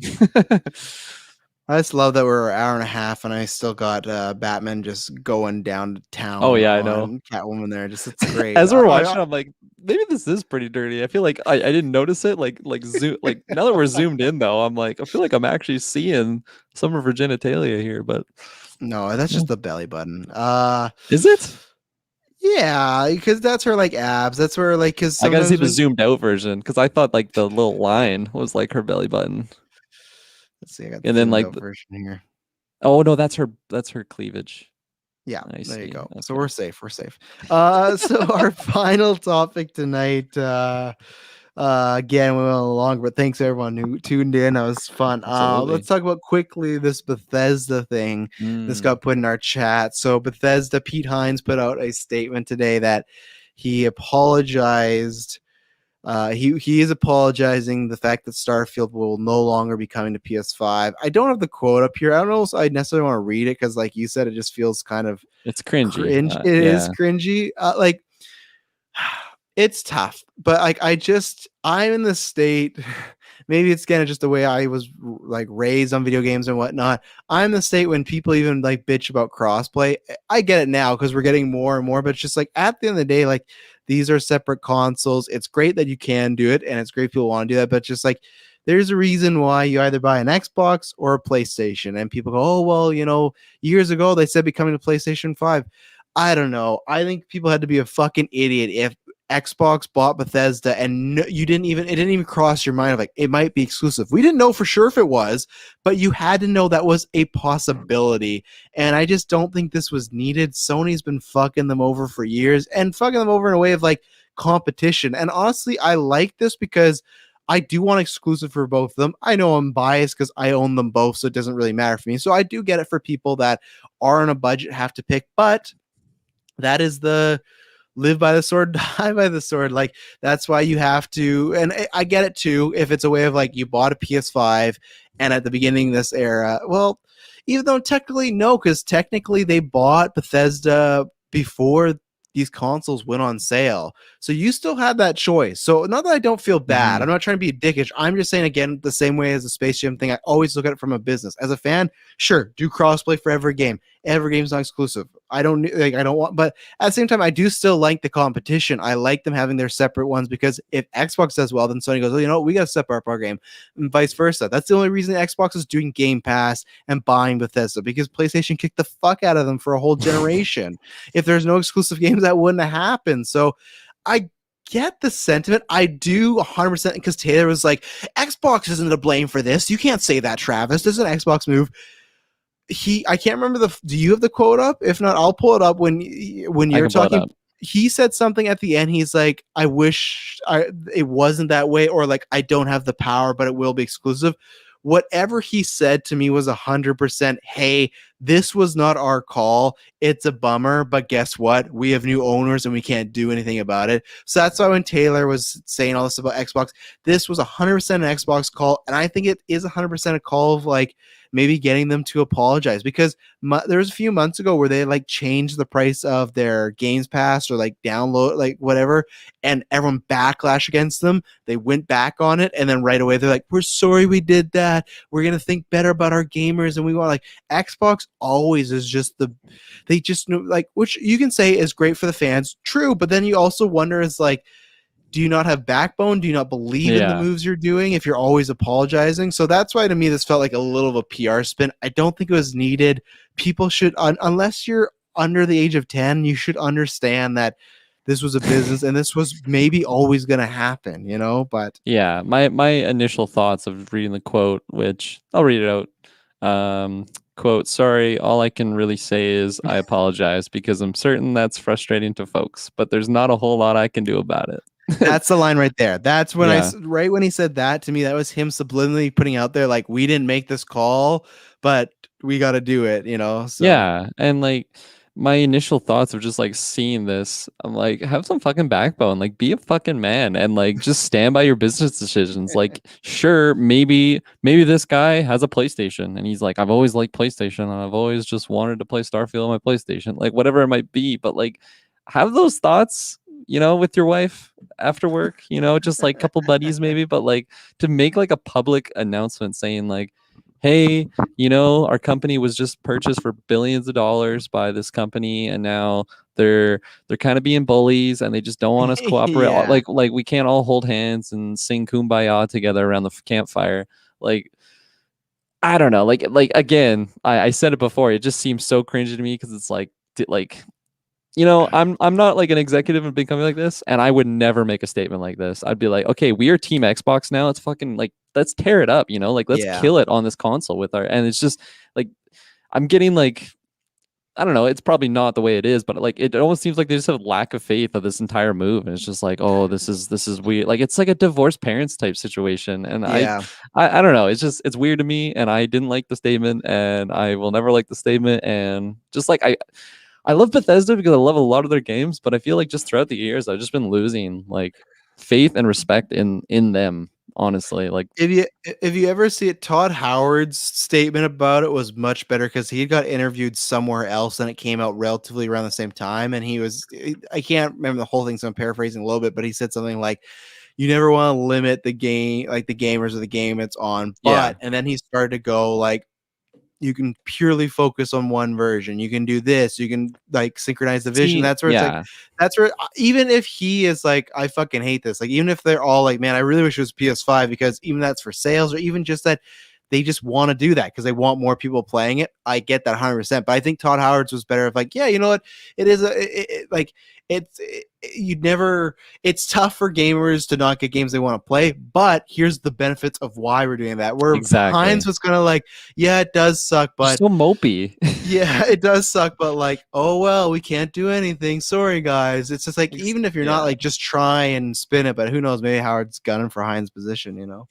Probably. I feel like it wouldn't be out of place. I feel like Todd Howard's been the rock star in he is. Bethesda Like while, Hines is definitely like the bigger like guy, but I feel like Howard, everyone still associates Howard. Whenever he comes out at E3s with those leather jacket on. Did he have his leather jacket at this E3? Yeah, he did. Okay. Of course. Yeah, he's a rock star. He's living it up. Actually, no, I don't think he did. I think Hines had the leather jacket this year. He took it from him. He's like, they took PS5 away from me, so give me this jacket. Yeah. I'm sorry I took your jacket. But yeah, we'll see. People get over it. It's be mad about for a little bit and then move on. If you really want game's that, not even coming out for like a year, right? Fucking what like an anticlimactic just whole situation. I feel like maybe that's why I was like pissed off at the news that it's coming out for another year. Oh yeah, you were. It was so funny because that news right before the conference, that trailer leaked, and I told Taylor, and he's like, "Don't tell me." So I was really excited to see all the reactions because I knew it was coming out to the 2022. Like, yeah. But like Dylan kind of I think figured because he knows they're making long, but I think most of the internet was not just disappointed a little, but they're like, oh, we get it because they got to work on. But it was like so many people were convinced it's this fall and to be like, man, a whole year. And like I just thought the trailer was very just meh. Like it was like I haven't seen it. Oh, it's like it's coming out in 2022. So like, why do I have to look at this? Exactly. It's just a cinematic of like a woman getting in a spaceship. So yeah, it's funny because I feel like some like just. I don't know, people that aren't deep in the trenches on this news stuff. Like when I was just talking to E3 about them at work or whatever, whatnot. I like bring up Bethesda. They're like, "Oh, you think they're gonna see Elder Scrolls this year?" And it's just like, no, definitely not. Don't hold your breath on that one. And they're like, okay, then they must be showing Starfield. So I feel like just the general audience is just aware of like those two projects, and it's just like, okay, well they're at E3. They gotta be showing something off, right? Yeah, we got a teaser trailer for a game that's not out for another year. It's just like the Elder Scrolls 6 thing. Like it's just so preemptive just to like get your like little, I don't know, rattling the cages and getting excited for like a brief moment, and then the dust settles. It's like, oh right, that game's not coming out for a very long time. And then people are like realize it's like, why did they even show that? And yeah, so like I feel like from that moment to kind of like hearing about this type of situation where Pete Hines is just like coming out and apologizing, it just makes my interest in Bethesda go down, honestly. Yeah. And I'm probably not the only one. Yeah, but then Starfield will come out and it'll win you all and back. It'll be game of the year, and it'll be perfect. Yeah. I'll buy an Xbox. Bethesda's the best. Yeah. Pete Hines is amazing. Yeah, Pete Hines the man. Yeah. Don't apologize for nothing, man. You made this game. Yeah. Well, we'll see if they make any other statements and whatnot. We'll be back next week. This was a fun one. This was a good one. It was not that they're never not good, but this was a good 2-person one. You know, lots of conversation had, intimate. lots of good like points. Yeah, it was fun. Thanks to everyone in the chat again. Add to that. But yeah, next week, I can't remember why it's busy. I know there's something, but like, because I know there's Loki and Fast, right? But yeah, but I just know that I think we're gonna have to squeeze a newscast somewhere because, like I said, people have been lots of scoopers are hinting that there's lots of trailers coming out, and Snake Eyes is confirmed, and Dune is at least the other rumor one. So right there, I really want Snake Eyes to sell me. I really want to be excited for Snake Eyes, but that last trailer. When's the Cannes Film Festival? Because aren't they showing Dune there? September 3rd or something like that. Yeah, it's in September. Close. Oh, okay. For some reason, I thought it was sooner. Nope. Okay. Nope. So, ladies and gentlemen, thank you very much for tuning in. And when you hear from us next, it'll not be boring. Bye-bye.